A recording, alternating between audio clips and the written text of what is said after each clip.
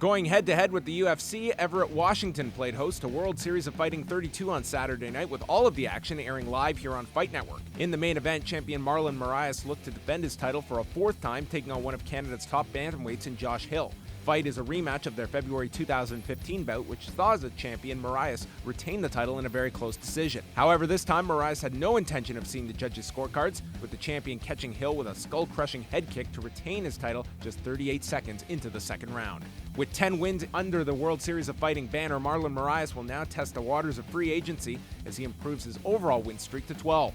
In the night's co-main event, Lance Palmer looked to once again capture the featherweight title, taking on the man who took it from him in champion Alexandre Almeida. Their first fight saw Almeida steal away a decision victory over then-champion Palmer, and Almeida certainly had his moments in the early going, nearly setting up a submission. However, Palmer was able to regain control of the bout, stealing away the first 2 rounds by remaining the aggressor and working Almeida against the fence. In the third, Almeida stunned Palmer with a hard right hook, but ultimately failed to capitalize. Throughout the championship rounds, Palmer once again picked up the pieces, using movement to open up counters on the champion and even a takedown to steal away the victory. On scores of 49-46, 50-45, and one scorecard having it a 48-48 draw, Lance Palmer once again captures his featherweight title. At a catch weight of 162 pounds, it was brother versus brother as Carlos Fodor took on his adopted brother, Phoenix Jones' Ben Fodor. Having fought in the likes of Strikeforce, One Championship, and the UFC, Carlos Fodor certainly had experience on his side, taking Jones down seemingly at will en route to a one-sided decision victory.